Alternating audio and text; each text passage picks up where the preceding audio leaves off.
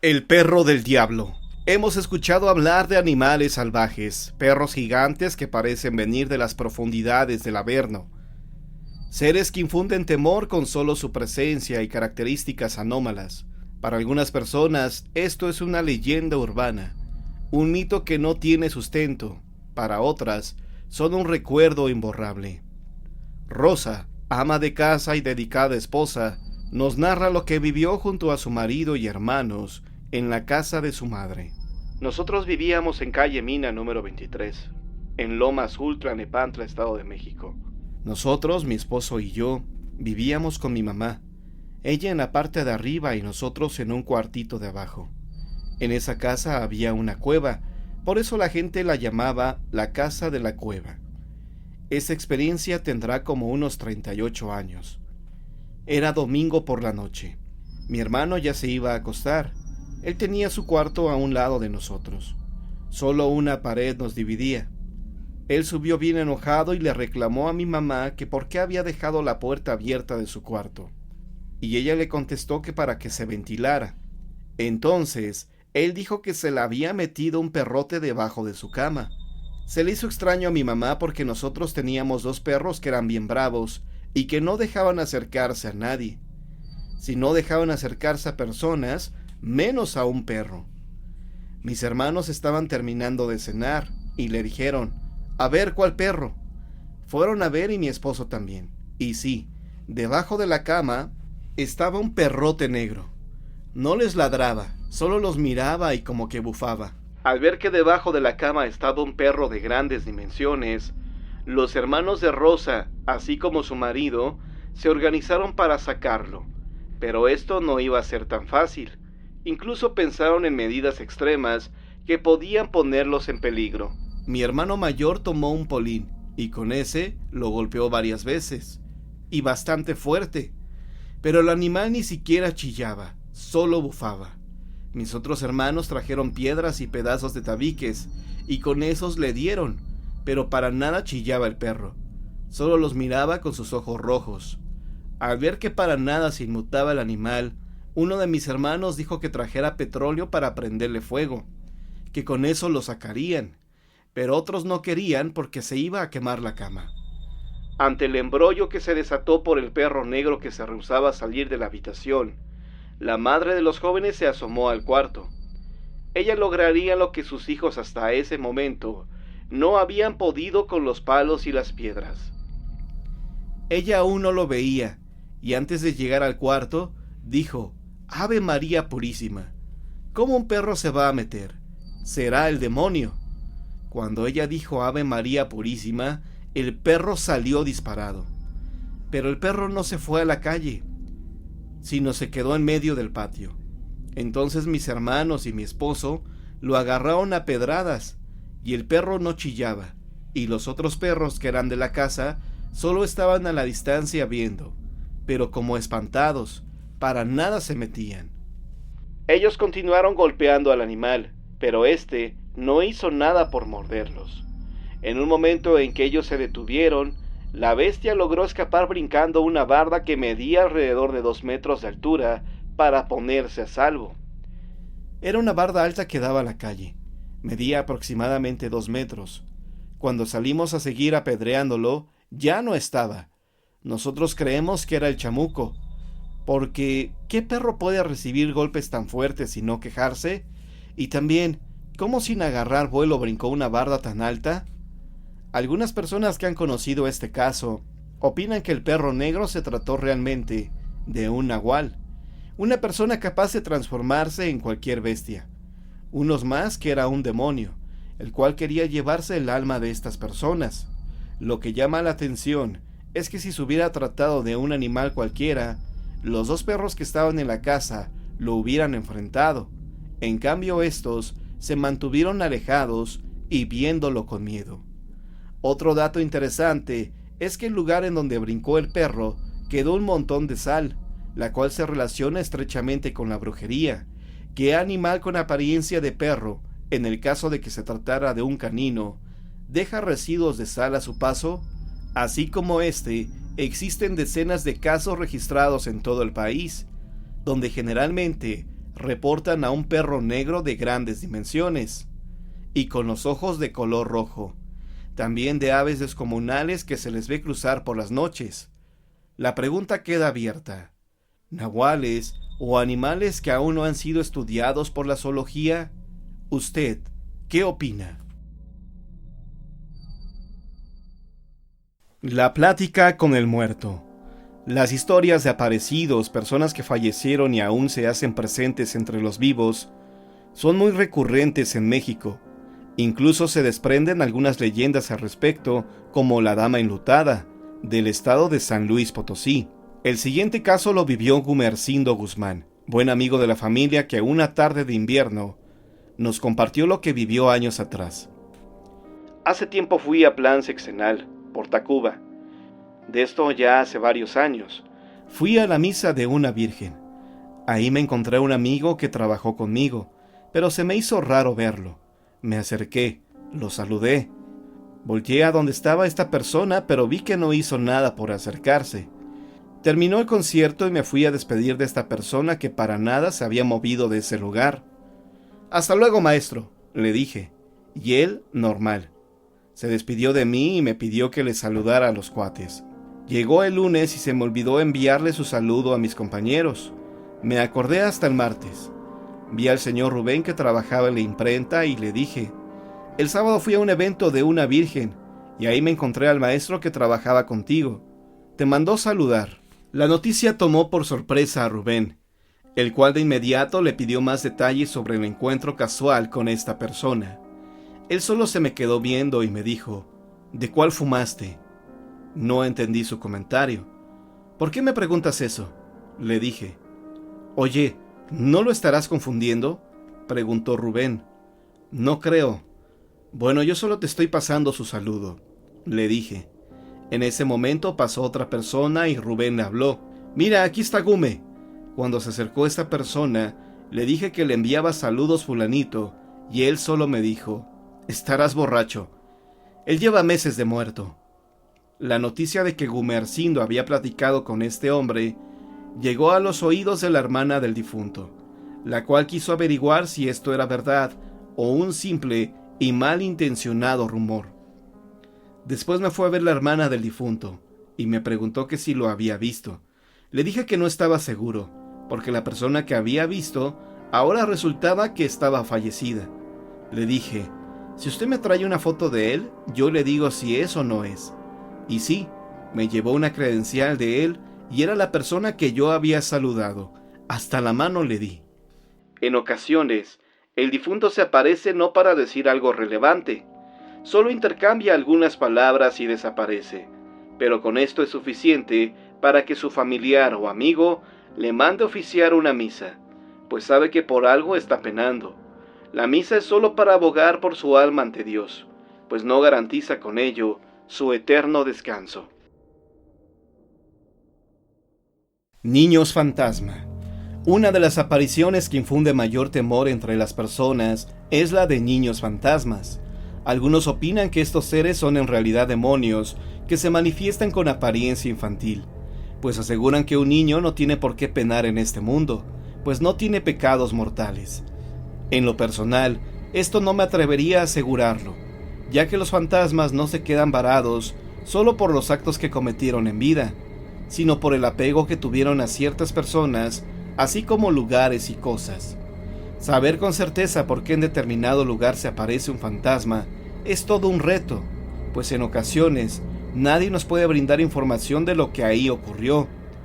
Y en los diarios tampoco encontramos algún dato, pues no todos los crímenes o suicidios son reportados.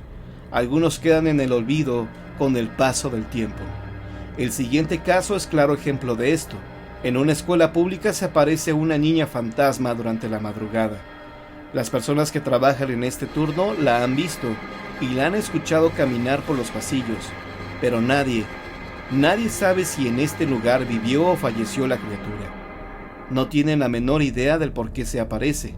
Este relato me lo proporcionó Gumersindo Guzmán, el mismo amigo que me narró su experiencia con su compañero de trabajo, que ya había fallecido. En una ocasión, trabajando horas extras, me tocó encerar un pasillo que estaba arriba de un búnker. así se le conocía a esta parte, y de la mitad del pasillo hacia atrás nos quitaron la luz. Mandé a una de las muchachas para que conectara la luz y yo pudiera seguir encerando el piso, pero ella no fue porque le daba miedo este lugar. Ahí decían que se aparecía una niña como de 10 años de edad. Entonces fui, y en ese momento comencé a sentir temor, pero para vencerlo a la mitad del pasillo grité: ¡Ay, chiquilla! ¡Déjame trabajar! Ya iba a llegar a los contactos cuando se escuchó cómo los prendieron. Ya ni siquiera llegué a estos, pues se prendieron solitos. Regresé a trabajar y ya todo con normalidad. Los escépticos, cuando escuchan este tipo de historias, aseguran que es imposible que un fantasma, que se entiende no posee materia, pueda accionar interruptores, azotar puertas o bien aventar objetos. En este caso, Gumersindo escuchó cómo la niña prendió las luces, pero no la vio. A continuación, presentaremos un caso similar, pero con una historia trágica. El caso de Mario. Tendría como 3 o 4 años. Antes vivía en el circuito Ballén, en una colonia llamada Santa María, por la Quebrada. Esa casa tenía unas ventanas grandes, y en esa casa, en la parte de arriba, era de duela, y se escuchaba que corrían, caminaban.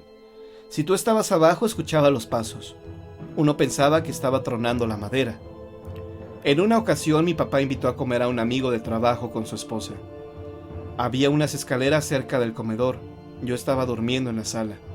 Ellos estaban comiendo, y la esposa de su amigo se le quedó viendo a las escaleras y le dijo a su marido: «Dile a Mario que vaya a ver a su hijo, porque ya se ha de haber despertado, y se está asomando por las escaleras. No se vaya a caer». Entonces el amigo de mi papá le dijo: «Oye, que tu hijo se está asomando por las escaleras. No se te vaya a caer». Y mi papá, que en paz descanse, le dijo: «¿Cómo crees? Si mi hijo está en la sala durmiendo». La señora volteó a verme y dice mi mamá que puso una cara de susto. La señora se espantó tanto que le pidió a su marido que se fueran inmediatamente. Se fueron, y mi papá se extrañó mucho porque no sabía si él había dicho o hecho algo malo. Mi papá los alcanzó y los acompañó a tomar el camión. La señora iba llorando y le dijo a mi papá que se regresara a la casa porque nosotros corríamos mucho peligro. Ya después, mi mamá platicando con las vecinas, ellas le dijeron que antes de que nosotros llegáramos, había vivido una señora con su hija pequeña. La señora tenía ahí su taller de costura. Por desgracia, la niña se ahogó con un botón y se murió asfixiada. E incluso la señora, de la desesperación de bajar las escaleras con su hija, se tropezó y se desnucó. Entre todos se juntaron para hacerle una misa, y ya con esto, todo se terminó. En lo personal, no creo que todas las apariciones de niños fantasmas que se reportan en antiguas casas, edificios públicos, etc., sean demonios usurpando esta imagen, como lo aseguran algunos investigadores. El argumento de un niño es inocente y no tiene por qué quedarse a penar, creo que debe ser cuestionado, pues en realidad nadie sabe cómo es ese proceso de trascender a un mundo espiritual. En el caso que nos compartió Mario, es evidente que la niña que se manifestó en ese instante era precisamente la que falleció en esa casa, y aunque el testigo no presenció a la madre, no descarto que también se apareciera en este sitio.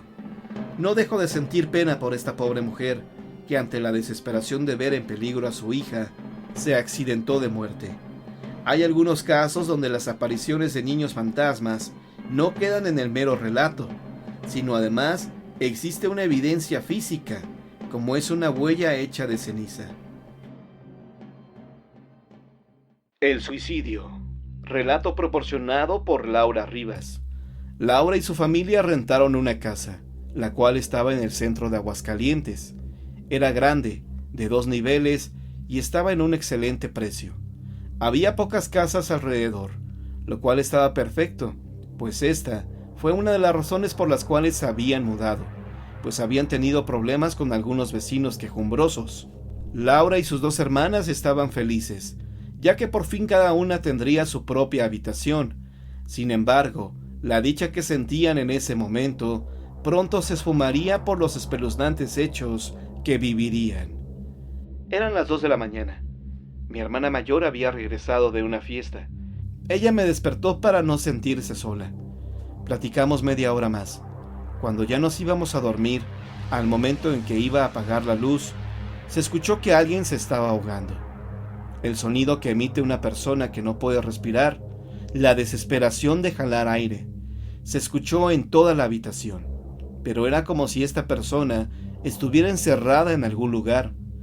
Duró minutos para terminar dando 3 golpes a la pared, desesperado. Mi hermana y yo nos miramos atónitas mientras esto ocurría. Esa noche dormimos con la luz encendida. La madre de Laura, ante estos extraños sucesos, investigó la historia de la casa entre los pocos vecinos que tenía. Por suerte, Romanita, la cual llevaba más tiempo viviendo en esta colonia, le informó lo que ahí había sucedido años atrás. Mi madre se enteró que ahí vivía un señor que era piloto aviador. Tenía buen sueldo, vivía cómodamente con su familia, pero de repente quedó en la ruina y no lo soportó. Él decidió terminar con su vida pegándose un tiro en la cabeza. Cuando mi mamá nos contó esto, mi hermana y yo nos miramos. Recordamos lo que aquella noche habíamos escuchado y comprendimos que esa noche nos tocó vivir el momento de angustia que pasó este señor mientras agonizaba. A los meses de cambiarnos de casa, pasé por ahí en compañía de unos amigos. Metros antes de llegar, miré a lo lejos la silueta oscura de un hombre, delgado, que estaba recargado en la puerta principal. No dejaba de observarnos. No distinguí su rostro, pero pude sentir cómo nos miraba fijamente. Conforme más nos acercábamos, más miedo sentí. Al pasar frente a él y mirarlo, me di cuenta que era la misma silueta que meses atrás me había despertado a medianoche. Siguió el automóvil con su mirada. Antes de girar en la calle, volteé hacia atrás y aún estaba ahí parado mirándonos. Esa fue la última vez que lo miré. Algunas personas que son escépticas al tema de los fantasmas opinan que algunos materiales de construcción guardan sonidos, los cuales pueden reproducirse como si se tratara de una cinta magnética, descartando con esta la existencia de los seres de ultratumba.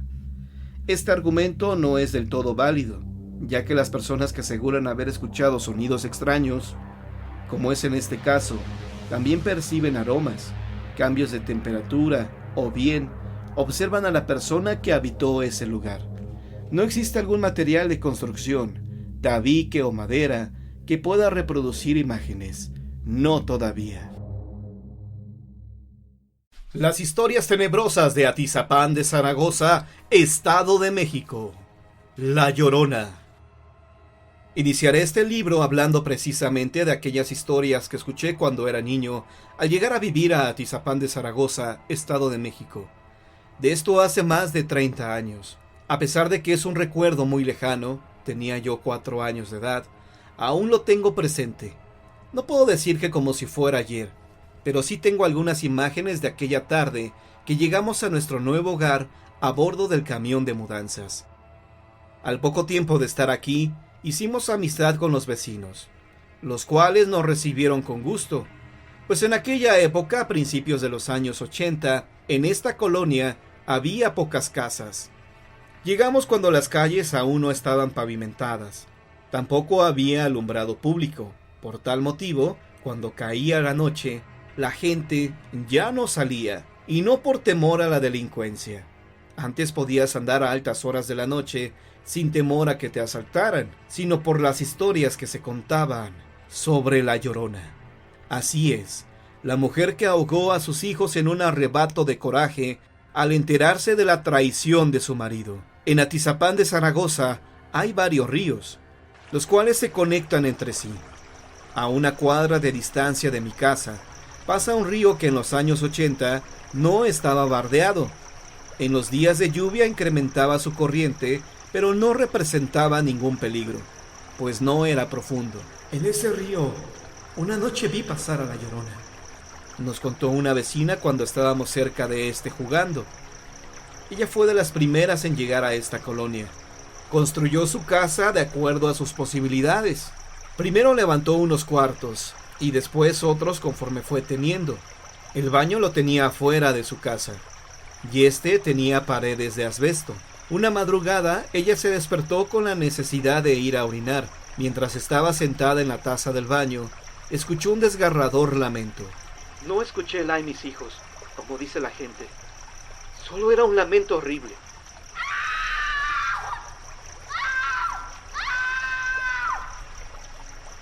Ella se levantó, ya había terminado, y se asomó por un pequeño orificio que había en una de las láminas. Fue entonces cuando vio pasar un bulto blanco flotando sobre el río. Inmediatamente corrió hacia su dormitorio y se encerró a piedra y lodo. Este es uno de los muchos casos que tengo registrados de La Llorona en Atizapán de Zaragoza. Otras experiencias las he narrado en el libro Relatos Espectrales. Incluso el último reporte se dio en el año 2014, y me enteré de este gracias a las redes sociales. Un joven posteó en un grupo de Facebook que la noche anterior había escuchado el tenebroso lamento de La Llorona en la colonia Arboledas, así que no descarto que más adelante se repita este fenómeno. Pero el primer reporte sobre La Llorona, o al menos el más antiguo del cual tengo conocimiento, data aproximadamente de 60 años. Don Pablito, que en paz descanse, tenía alrededor de 70 años de edad cuando nos contó que su hermano mayor, Heriberto, tuvo la suerte de toparse con La Llorona cuando era joven. Eran alrededor de las 12 de la noche. Heriberto regresaba de ver a su novia. A esa hora ya no había nadie en la calle, así que caminaba despacio con dirección a la casa de sus padres.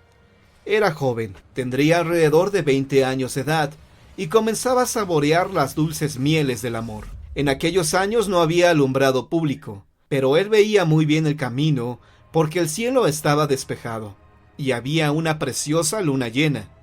Debía atravesar una avenida larga de al menos 1 kilómetro para llegar a su casa.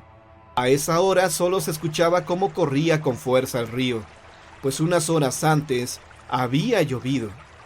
Más adelante, y dudando un poco de lo que veía, se dio cuenta que estaba parada una mujer vestida de blanco a la orilla del río.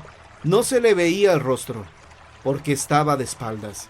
Heriberto se sorprendió que a esa hora estuviera una mujer sola, y queriendo verse caballeroso, se acercó a ella y le preguntó: Señorita, ¿qué hace usted aquí solita?